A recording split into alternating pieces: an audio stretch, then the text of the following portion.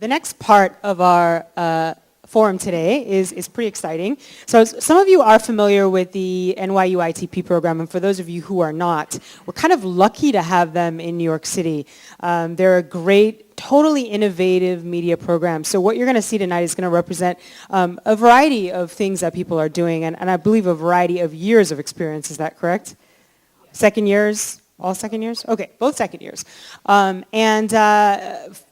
those of you who do track this kind of stuff, these guys are working both with physical technology as well as applications, and some people are working with story. So it's like the perfect petri dish for us to see what comes out of it. You know, most of us who are working in our lives don't get to experiment quite as much as these guys do. So we like to bring you stuff that's on the cutting edge, and for the first time we're having them here, and we're really excited. So please give a warm welcome to our ITP guests tonight.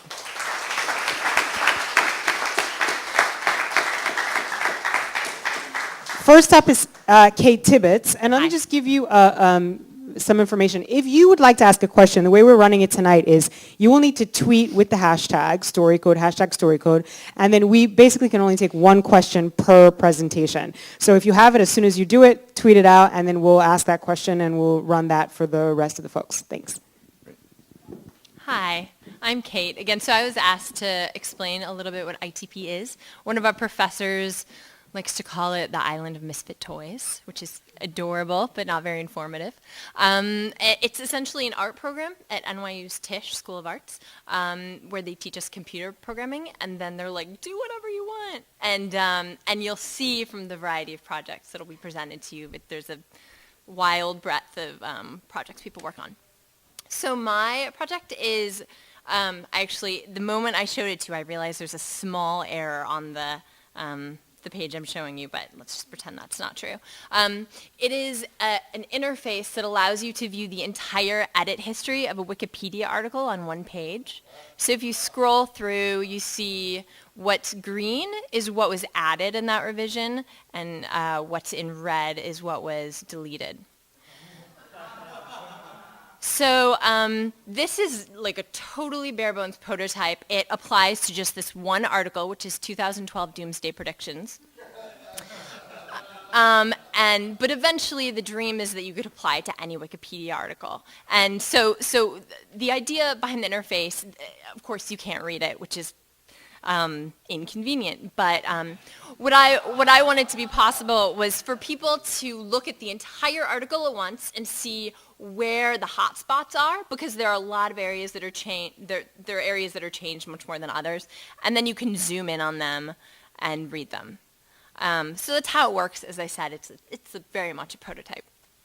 So why are old versions of Wikipedia articles awesome? The first reason is they're historical documents.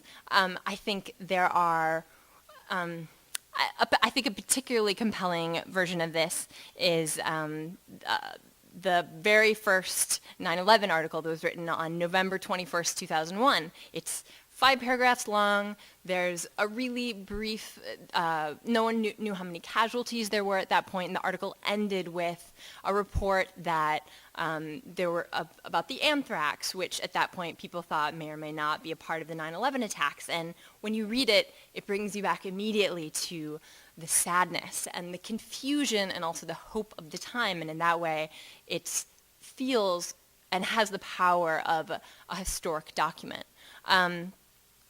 And you'll find, you know, Wikipedia articles are not always, but sometimes very much a product of this narrow period of time they were written in, or a reaction to something in the news, for instance, which everyone, you know, remember. I don't know if you guys remember when Sarah Palin was briefly on the cover article for anti-Semitism. You know, that was a reaction to a news article, and sort of that is the power of Wikipedia.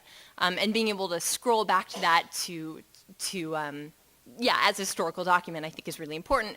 Another reason past versions of Wikipedia articles are valuable is that often edits are made one word at a time. And you'll see here, these are really small changes that are happening. So the bare bones of an article can stay intact as it was from the very first version for years and years and years. so the current version you're reading is built on top of a version written years ago and literally thousands of edits ago. Sometimes they're totally rewritten, but often that's not true. So when you read an original Wikipedia article, they're incredibly imperfect. And to know what the biases were in the original article really helps you understand the biases in the current article, because, as I said, they're very similar articles. So as a research tool, I think it's really important to know where the articles came from, or the current version of an article came from. With this particular interface, I've spent a lot of time with it, and there are a couple things that you learn immediately. I haven't treated it as a serious research tool, but I can tell you it was written, as you can see on the far left corner, the very first version on Valentine's Day, 2009 at about 3 p.m. And there were a couple people that spent all night on Valentine's Day editing this back and forth.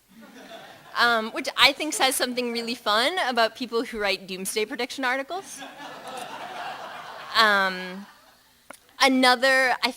So something that you see in Wikipedia articles is the very first version is often written by a person with an emotional tie to the topic. So you see is they start with a really biased, extreme perspective, and that perspective becomes more moderate with time. People add footnotes, they take away stuff that can't be supported, etc.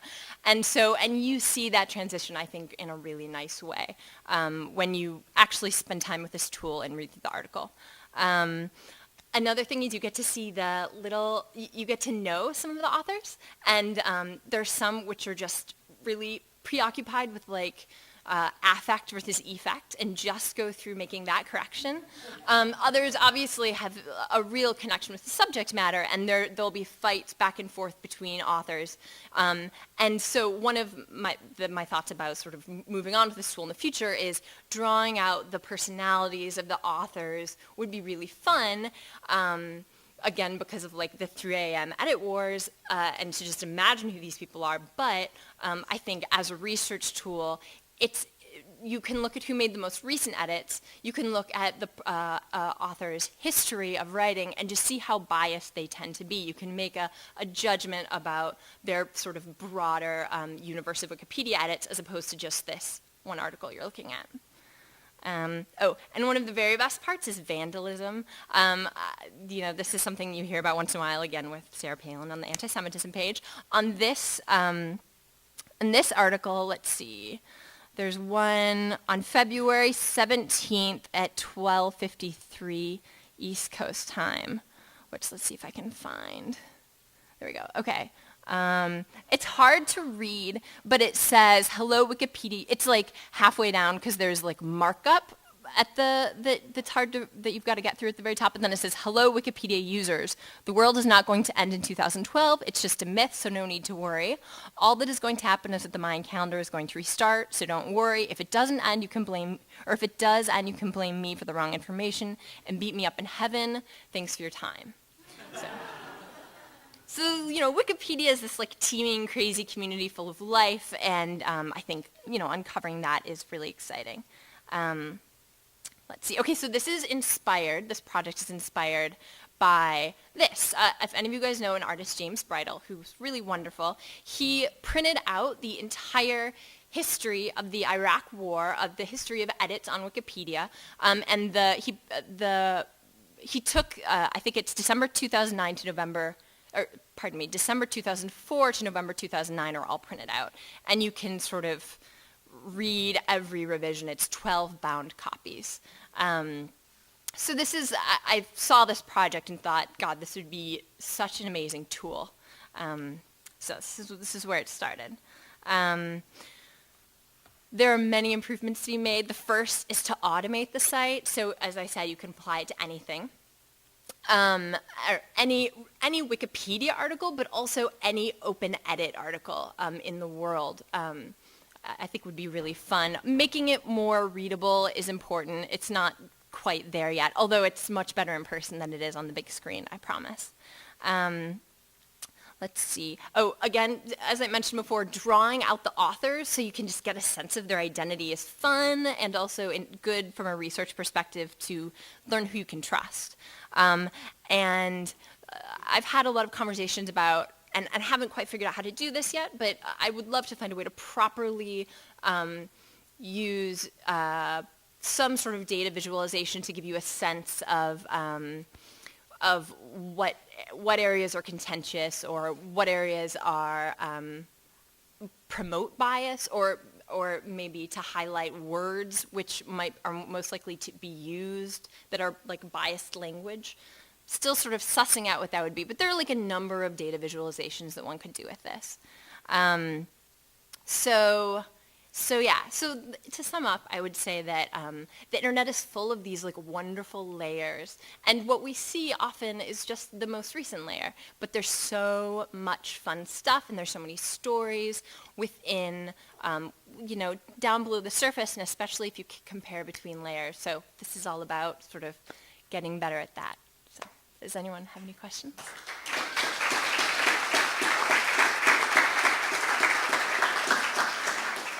Thanks, Kate. So does anyone have any questions? We didn't get any tweets, so if not, then we'll move on to Matthew. Oh, there's a question. Oh, sorry. Sure, yeah, this is it right here. It's edit-history.com. Yeah, please check it out, and I've got my contact information up there. I'm looking for interesting ways to improve it, so I need feedback. Great, thanks. Thank you.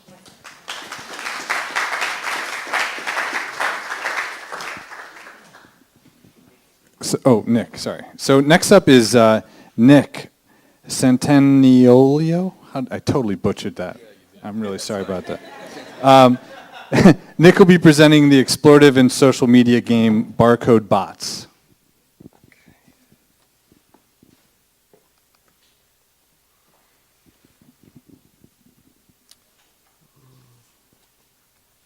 Hi. So my name is Nick Santaniello, and I just came down with a nasty cold last night, so hopefully you can bear with me if I sound a little strained or my energy level's a little low. But I'm a recent graduate of ITP. I just graduated in the spring, and I'm presenting Barcode Bots, which was my thesis project. So the first question you might ask yourself is, what is it? What is Barcode Bots? It's a mobile game for Android or iOS that encourages physical exploration and exercises perception. I'm trying to build an ecosystem of unique and dynamically created creatures, which I've called bots. I'd also like to build a platform for face-to-face gaming context, which is kind of multiplayer gaming that involves either same room or same screen or face-to-face gaming. What is a bot? You might have thought that bot is short for robot, but you'd be wrong. Bot is actually a bionic orbital traveler, a digital creature from a distant galaxy. So the idea is that these bots have been sent from their various home worlds to make Earth their temporary home on a research assignment. And finding the numerous waves harmful, they've decided to hide in what we call barcodes. So that means that bots are hidden all around us right now, even in this very room. Take this desk, for example, and this is not my desk. My desk is much messier. Wherever there's a barcode of any type, whether it's on the screen or on an object, there's also a corresponding barcode bot. So a general overview of how Barcode Bots works. You use the mobile app Barcode Bots to scan barcodes of any type, QR code, UPC codes, data matrix codes, and a unique creature emerges and is then captured on your phone and is yours. The idea is then you take your creature to these contexts on the right, either console gaming, tablet gaming, web apps, web games, and you can play with other people in a cooperative or a competitive context. So why barcodes? Barcodes are old and crusty. No one cares about barcodes. Well, I think barcodes are kind of cool because they're everywhere. They're ubiquitous, the world over. They might differ by region, but we all know what a barcode is. Yet none of us interact with them, none of us use them, none of us get anything out of them. Especially QR codes. I have a special ire for QR codes. Does anyone in this room, can I see a show of hands, who when they see a QR code, do you go out and scan it with your phone right away? Okay, so one or two, that's okay. I mean, I like the idea of them, I really do. But I think the reason we don't I think the reason we don't use QR codes is because we feel like we're vulnerable. We're going to spend a lot of time and effort to scan this code, and we're not sure what we're going to get back. We don't want it to be spam or marketing or anything like that. So Barcode Box subverts QR codes in a way that it preserves the surprise of the code, but guarantees, hopefully, a fun or enjoyable or positive experience out of it. So why did I do this in general? I really love gaming. I'm talking about digital gaming, not gambling. And I believe firmly that video games can be good for you. And you're going to have to trust me on this because I don't have the time to really lay the groundwork for what is a very big argument, but I really do believe that games give you problem solving, teach you how to navigate interfaces, identify objectives, yada, yada, yada. And I think there have been attempts to make gaming more physical with the Nintendo Wii and make it social with games like Foursquare, mobile games. But I think these attempts have kind of failed in many ways. As you see the individual playing Wii from the couch or using a mobile app when you shouldn't be. Games can be more physical and more social. So I really tried to build a game that encourages perception of your physical surroundings by searching for new and exotic barcodes wherever you might find them, and to create a platform for bringing the creatures you found together and interacting with other people face to face. So how does it work?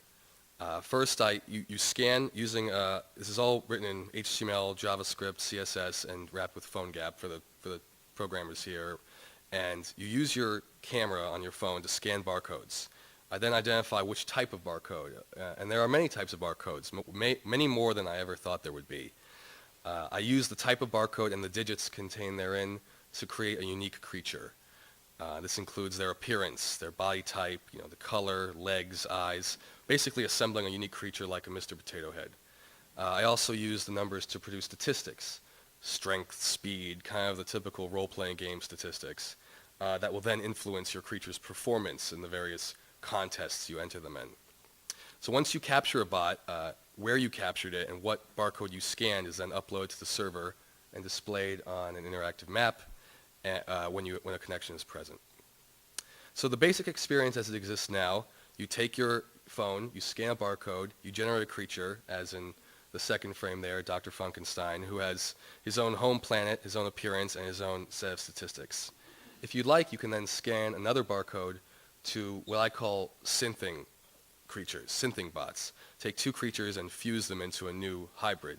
So this way you can kind of explore and if you want to use the mating metaphor or synthing or whatever, you can create a new bot with hybrid properties of both. So the idea here is you can spend time to try and create a more interesting bot that better reflects you or the type of games you want to play.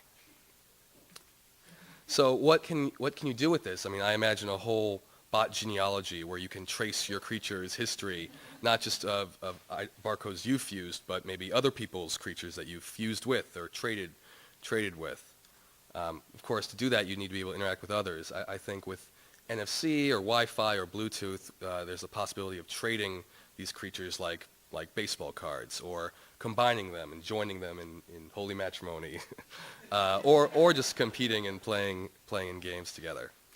Where I'd really like to go with this is these, what I call face-to-face social gaming, where you show off the hard work you've done exploring and capturing different bots and pitting them against each other or working together on tablet games. The first ideas I had were slot car racing, kind of a strategy, military type game, the standard Pokemon battle game, or things like that. And this is where the qualities of your bot would really come into play. You might have a bot that has high agility and can race around corners, but a bot with high sauciness might have a secret turbo boost that he can use on the final lap. So I just wanted to mention, social gaming to me is not multiplayer gaming. I mean, we can play games on the internet now, and it's great. You can play with 50 other people across the world that you don't even know. But to me, that's not social gaming. Social gaming, to me, is ideally face-to-face, if not same room or same screen. So another possibility you can take this is kind of the data visualization product insight route, where using open source product APIs, I can make a pretty good guess what product was scanned, where it was scanned, and from there you could derive all sorts of interesting, a map of what products create what creatures, what type of products people like to scan, where, which ones they don't, etc. One thing I'd like to do is expand the city as a playfield and have secret or rare characters hidden throughout the city to really reward that kind of perceptive nature as you walk around.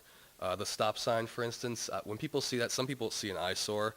I really like that because it's more details I can parse, more little nooks and crannies of the city that I can explore. So if there were like a hidden barcode bot creature on that stop sign, I think that would be really cool.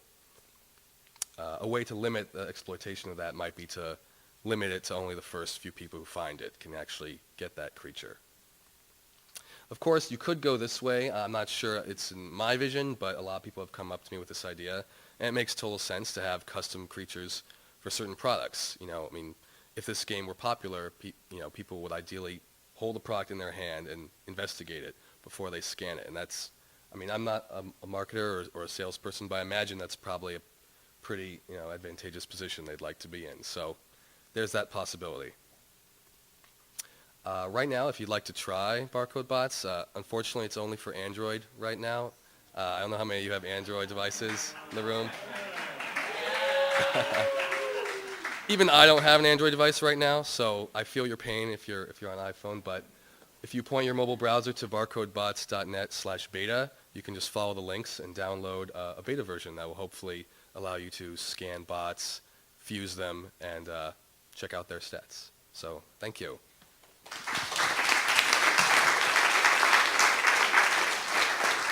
I don't think we had any questions. We didn't get a question. We got a comment, though, from Heather Taylor.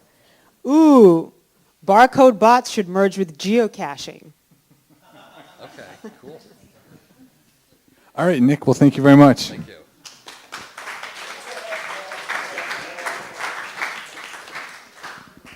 So next up we have Matthew Epler, who'll be presenting a data visualization project called Grand Old Party.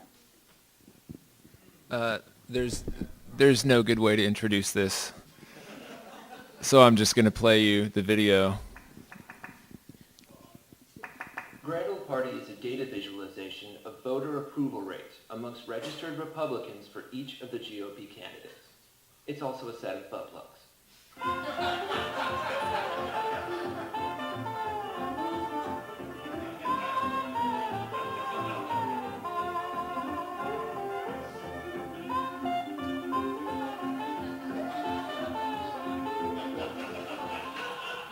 The data comes from Gallup's website and is used in processing to create a line graph. Those lines are imported into a 3D program where they're used to create solid shapes, one for each candidate. The shapes are 3D printed, molds are made, and then black silicone is cast to make the final product. Butt plug! Democrat or Republican, election year should feel good. Happy voting, America.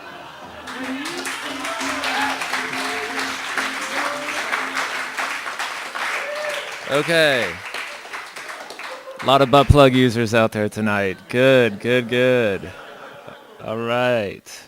You know, it's funny, actually, as a side, I was trying to follow how this thing spread on the internet, and it did very quickly. And so I had to hashtag search butt plug, and it was either my project or housewives mentioning 50 Shades of Grey. And so there are actually some people pretty excited about them at the moment.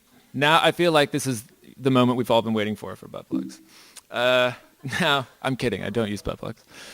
So this is the actual thing that we're looking at here, actual size. How do I do this? Slideshow. Yes. So there is actual data in here somewhere, and I'm going to talk to you today about getting out of the dark ages of data visualization, and I do believe that this is actually a serious subject in some ways, and I wanted to make light of it so that it was interesting to talk about. So you can see there on the right, those are the dates of major events, and only the ones that actually contributed to a rise in ratings or a significant dip in ratings for those particular candidates. Now this only comes from dates that we know of, but if I was to do like a search on the New York Times API, we might be able to figure out a little bit more accurately why someone's rating was changing over time.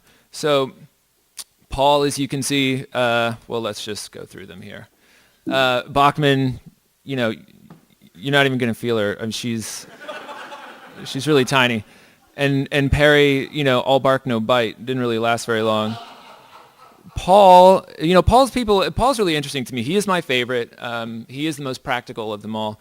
And Paul's people are Paul's people. And if they go away, they come right back, and which is kind of funny looking at his shape. He's very consistent.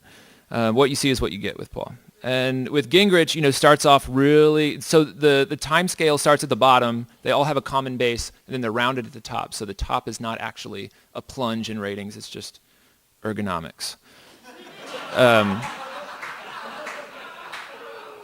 So that, Gingrich starts off great, and he really has a dip and comes back and dies. It's hard to keep a straight face. And Santorum will literally not stand up on his own because his ratings were so poor in the beginning, and he got so top-heavy because he got more popular at the end. This data ends right before he drops out of the race. Romney, as it turns out, was not the dark horse. The guy was popular the whole way. He's a lot to take. He is a massive beast. And he's only rising at the end here. This is like I said, just before Santorum drops out, and it's very clear that he had Santorum beat pretty much the entire time. His maximum width down there at the bottom in the real world, go away. Go away. 2.34 inches. 2.84 inches. Okay, anyway, so why am I showing you these nasty things? Well, the data revolution is real, of course, and I actually find it incredibly boring and arbitrary that we have all these amazing data sets and the government is making this big move and all kinds of people are making big moves to release this data, and we can download it, and for what reason? I mean, a lot of people are using this as an educational opportunity. They present it as journalism. They give it lots of pretty colors and put it in magazines and on the New York Times as interactive things, and we're not remembering any of it for the most part. And that's because there is a story, but it's not being told in an engaging way. And data is a story. It's a story that's already happened. It's documentary, but we're not making it interesting. So I owe this project to my instructor, Jared Thorpe, who's really big in the data viz world and works at the New York Times. And he said, we've got to stop thinking about data on a screen. We've got to start thinking about touching people with data, literally. And, this really... I cannot talk about this without making unintentional puns. However, he said, what about taste? What if you tasted something that was more salty or more sweet than something else on your plate, that their proportions at a dinner table were laid out that way, if water temperature, if you put your hand in cold water, warm water, vibration, sound, light, all of these are potential, anything that can be measured in the world is potential for communicating proportion, scale. Right? And we can come up with much more fascinating ways to tell people about what happened or what is happening with these different approaches. So like I said, data is narrative. We just need to find a way to tell the story more effectively. And so I'm saying that right now we're in basically the phase of, like, if you compare this to the cinema history, the history of cinema, we're in kind of like the Magic Lantern show days, where it's, ooh, data's out there and we can make it with colors. And then you forget about it. And you turn the page and then you move on, you check your Facebook, and then it's gone. So we need to do something that really takes you out of your daily context, and for a moment, all good stories, for a moment, even if it's a small one, takes you out of your world and puts you in a place where there are possibilities you didn't think about before. And we can do that with data. We just need to try a little bit harder. I'm not sure that butt plugs is the answer here, but it was really fun to make, and it is a step in the right direction, and people loved talking about it, and I hope that starts the conversation, which is the goal in the end. So, yes, that's all I have to say about that. Yeah. Excellent.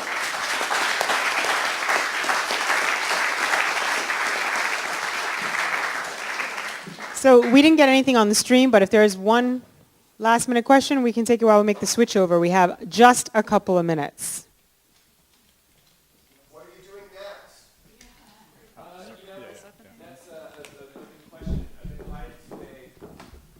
Hi, Webb, sorry. I've been invited to a conference that takes place in New York this fall called Visualize, and it's all about this issue. And they've asked for something to hand out to all the participants. And they said, can you make small ones? And I said, no. I don't think that really works. And then they said, well, it kind of reminds me of a wine stopper. And I was like, no, it doesn't really work either. So we are working on a follow-up, and I think the presidential race does provide some really apt opportunities for visual display. But I'll let you know. We'll see. Epler, that's EPLER.com. Epler.com. Thank you.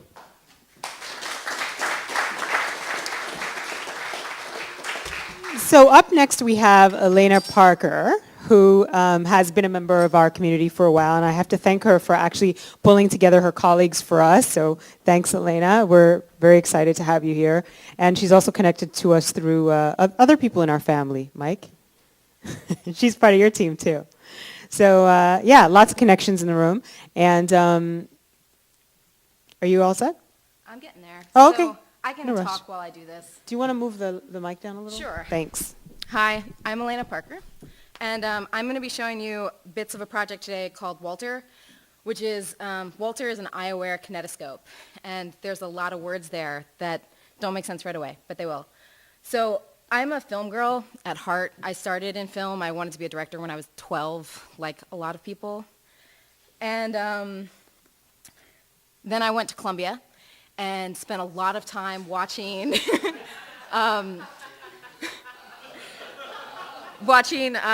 things like wonderful things that I love, like silent films, and also just spending a lot of time with it. Anyhow, I ended up at ITP, and one of the projects I always wanted to do was figure out a way to make cinema interactive without losing the enjoyment of watching a movie.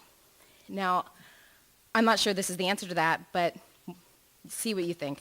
So the eye-aware kinetoscope is just a fancy way of saying that this is an eye tracker that watches your eyes while you watch a movie. And every time that you blink, it edits the movie you're watching. So obviously, this is based off of Walter Murch's book, In the Blink of an Eye. And Walter Murch's famous editor, I'll do a real crib notes version of his theory, which is that the blink is the end of a thought, basically. And it's when you're taking what you've seen and your RAM is filled up and you're putting it back into the back of your brain. And so when he's editing a movie, the shots should contain basically enough information to fill up your brain, and then you'll blink and send that information away, and when you open your eyes, the next shot will be there. So the blink is coinciding with the end of your thought. So I thought that this could be a really interesting way to actually have the movie respond directly to your interest in it. So I came up with the idea that I wanted to do some eye tracking. And I did this in a class called Computational Cameras, taught by Dan O'Sullivan. And the first thing I had to figure out was how exactly to make a movie that will accommodate your attention and not necessarily just the intentions of the person making it. So what I ended up doing was shooting 4 shots of the same scene simultaneously and queuing them all up in a sketch, a processing sketch.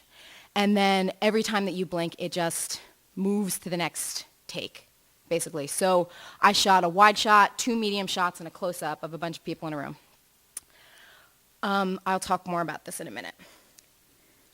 So the next thing I had to think of was eye trackers are usually suspended right in front of your face, and they move with you. And this is because eye tracking is extraordinarily sensitive and has to be really close to your eye.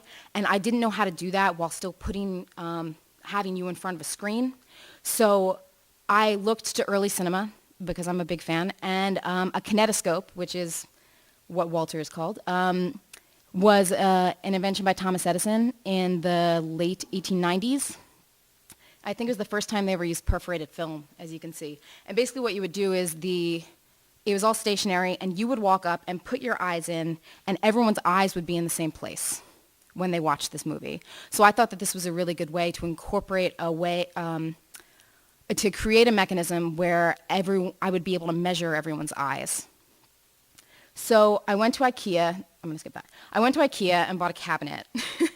And this was the original plan. I was going to outfit it with a camera and an infrared light, and a laptop and an Android phone. And that way you could watch the phone while the camera watches you. And then it would be able to respond directly to what how you're reacting. Now, I ran into some issues because it turns out that the cameras I was using and Android phones don't work on the same version of processing.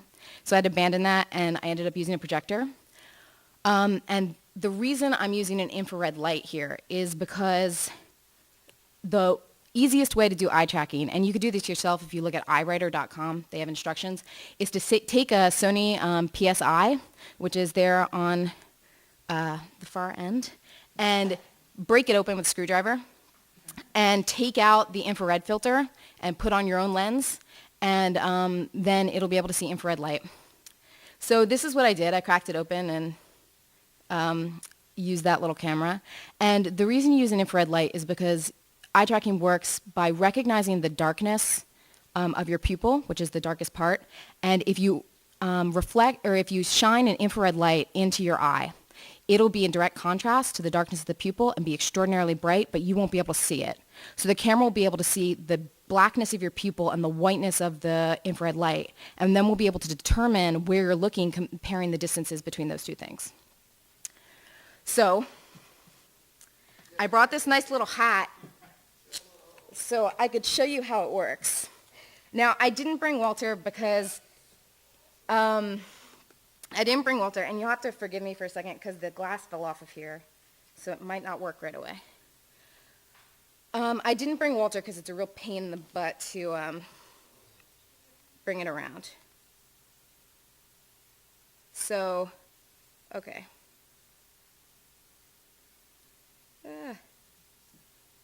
You'll have to forgive me for it not working right away. There we go.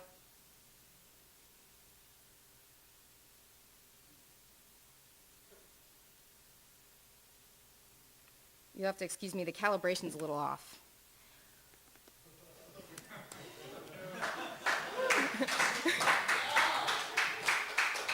But so basically what you're seeing here is my eye, and on the other side, and it's still not working, my eye, and on the other side is the movie that I shot, the 4 different shots. And so you'll see some boxes around my eye. A green one is going to be filling in black with my pupil, and there we go. Nope.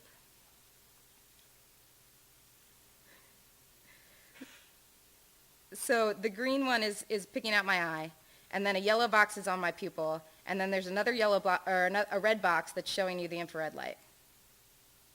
And so every time that I blink, the infrared light goes away, and the movie cuts.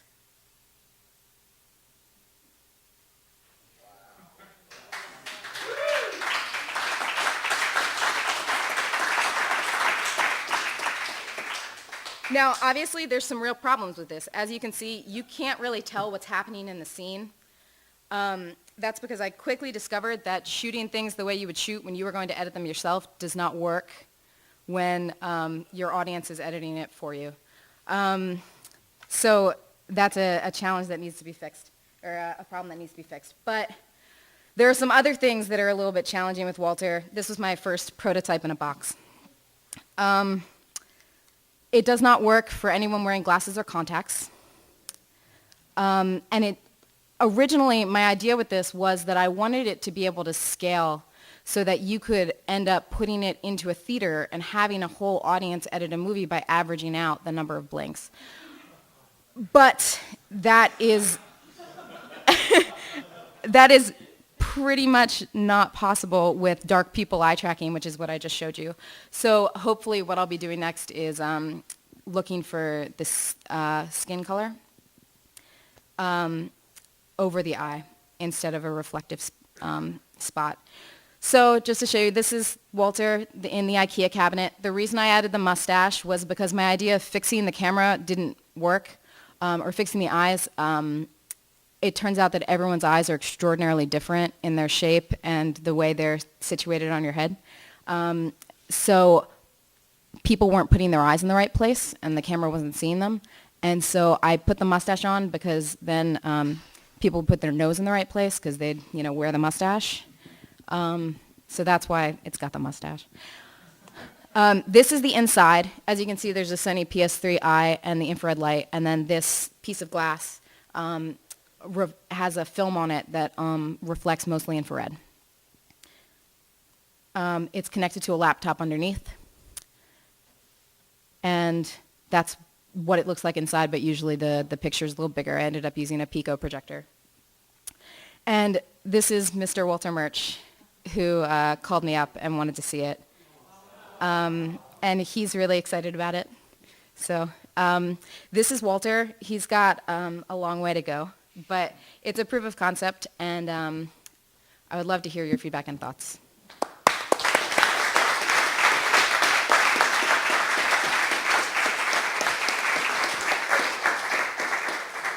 Wow. So That is amazing. I haven't seen anything on the stream, but we have time for a question from the audience. Just shout it out if you have it. I'm going to plug you. Go ahead. How much is Mike paying you?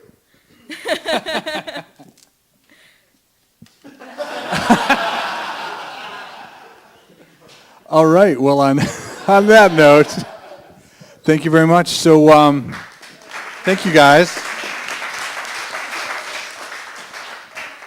So we have one more thing. Usually we try to do what we call 5x5s, which are an opportunity for members of our community to present and talk about projects that they're working on and opportunities to maybe find collaborators within our community here. So today we have a gentleman named Jake Borrett, and he's going to be talking about Gettysburg's story.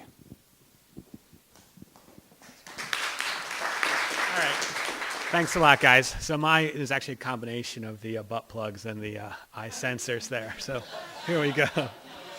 No, it's not at all. My name's Jake Borrett. I'm by trade a documentary filmmaker. And Hey, Jake, can you move the mic up? up. Yeah.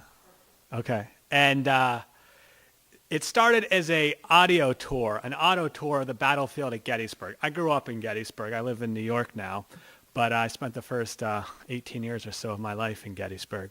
And as probably many of you know, it's a major battle. And my father is a historian there, and so I worked with him. And 2 years ago, we produced, this was the first part of this project, which is the Gettysburg Story Auto Tour, which is some pretty antiquated technology by the standards we're seeing here. Published book and 3 CDs. I'll pass a couple of these around. And you can see it's 3 CDs, and it guides you around the battlefield. It's about 20 square miles, roughly, and you take 2 to 3 hours to go around the battlefield. Some people take multiple days. And then that's progressing into sort of this whole new world of transmedia that all of us are coming into at different angles. And I'm going to show you a little bit of what we're working on now. No eye sensors here.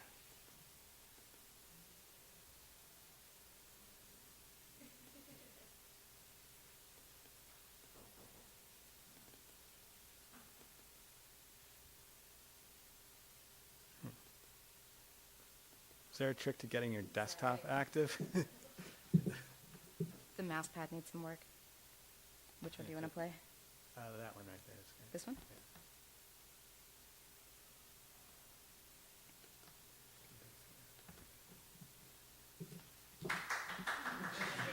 So there you go. So this is going to be a documentary for public television coming out next summer. It's the 150th anniversary of the battle. We just got back some footage. This is a few clips from... Is there no on?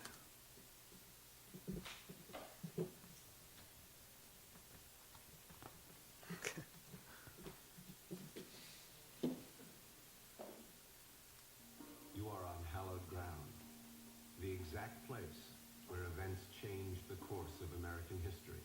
Though it is the bloodiest place in America, there is a deep peace to be found here at Gettysburg. If you let it, this land will speak to you. Abraham Lincoln faces the worst crisis in American history, and Lincoln will do everything in his power to save the dream. But here, on these fields at Gettysburg, America and its dream are on the verge of death by suicide. Here at Gettysburg, Lee has, in his eyes, the best men ever assembled in an army. I do my duty insofar as my powers and capabilities permit, until the moment when battle begins. I then leave the matter to God. Now Meade must get as many of his troops here as quickly as possible before Lee can strike. Will this be the great battle? Will it decide the war? Determine the fate of these United States? Longstreet's Confederate First Corps begins a punishing 3-hour attack. Soon the entire left flank of the Union line will be under heavy fire from the well-trained veteran rebel troops. The massive outcropping of boulders we are approaching is known as Devil's Den. Warren rides up here to the top of Little Round Top. He is terrified by what he sees.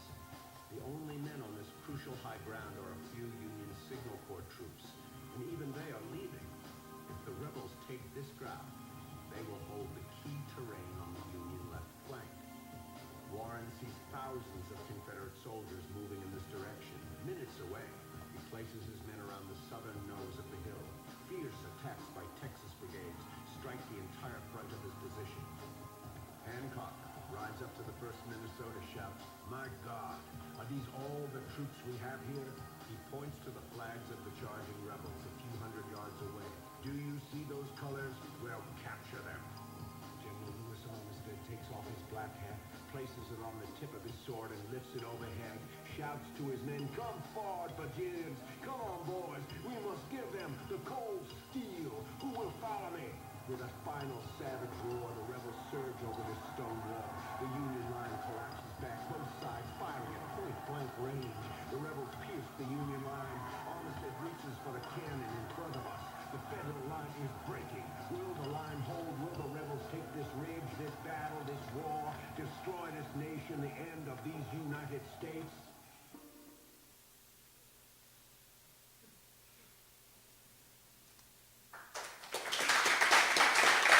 Thank you. Thank you very much. So that gives you a brief taste of vision. We literally just got the footage back from the colorist about 72 hours ago, the last bit of it. So we just threw that together for today. But I want to give you a concept of some of the technology we're playing with. The basic idea is to tell the story of Gettysburg, which is sort of a timeless story. As long as there's interest in the United States, there's going to be an interest in what happened in Gettysburg, and apply a lot of these concepts of transmedia and these technologies that are developing or will be developing, and how can you adapt this technology to tell this story. And so, from a book to a lot of these geolocational storytelling devices, data-driven things, we're playing around with a lot of it.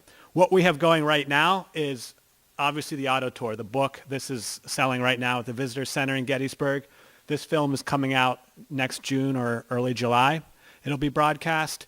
And we're adapting a couple of the projects that have gone further than we were initially conceiving it, to do a lot of data-driven geographic storytelling, using geography of Gettysburg to develop maps. We have data down to about a 2-foot increment, getting it historically accurate. We're almost there. We're getting there. And then using historical data, which is really the trickiest part of trying to find where individuals were during the course of the battle. And you're talking about 150 to 175,000 people. So it's a pretty massive undertaking, and that's really just getting going right now.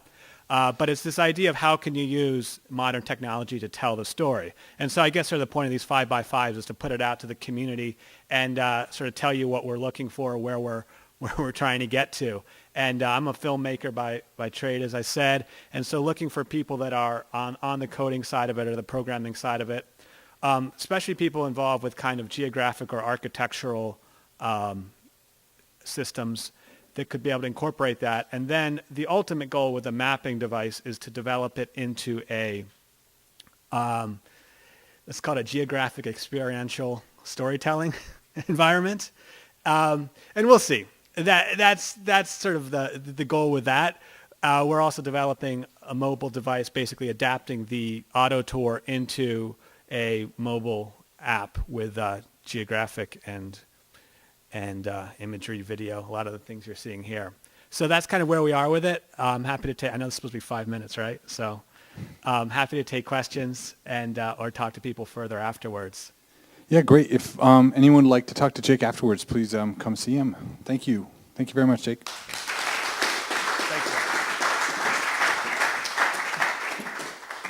So for those of you who've never been here before, this is a good sample.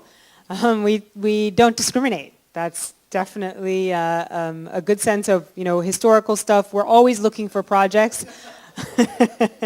Butt plugs, anything you have, we accept. If you're new and you did not come via the meetup page, please go on the meetup page. It's a storycode.org meetup page.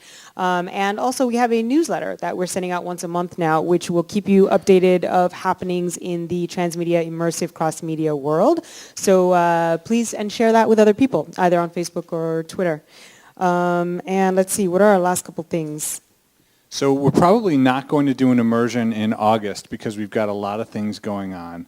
We're trying to organize a social event, which is still kind of coming together. Right. So our people have been asking us to do a social event so you can just get together and hang out. By the way, tonight, like we always do, you can always kind of move over to the cafe area, which has cocktails, you can hang out, and we usually kind of take it over for a little while. So if you have individual people you'd like to talk to, you can certainly do that there. But this event we were thinking about having was going to be something where there was no project stuff happening. It was just going to be maybe a little taste of something transmedia-esque and just partying.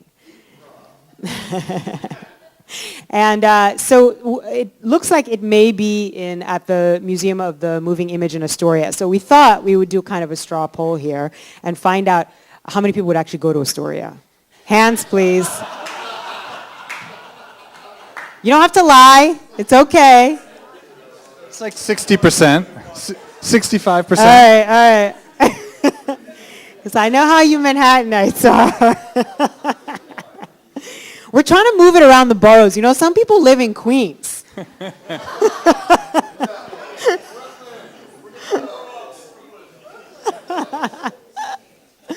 So we'll follow up with more information about that. And then our kind of the final announcement, our August forum, we're really, really excited to have Jesse Redness, who is the SVP of Digital Media at USA Networks. Jesse and his team was just recently nominated for an interactive Emmy for the work that they did, along with Social Samba. Yeah. I hope we're all familiar with them, for the #Killer project. Yeah. So Jesse's going to be here in August to talk about, I'm sure, #Killer, but some of the other innovative work that they're doing. We're really excited to have him here. So. And I'll give you guys a tip. We release the meetup list on the Tuesday, 2 weeks ahead at noon. That will be sold out, so make a note to yourself. If you want to get in, you're probably going to have to be online at noon on Tuesday, the 2 weeks before the event. All right, cool. Thank you.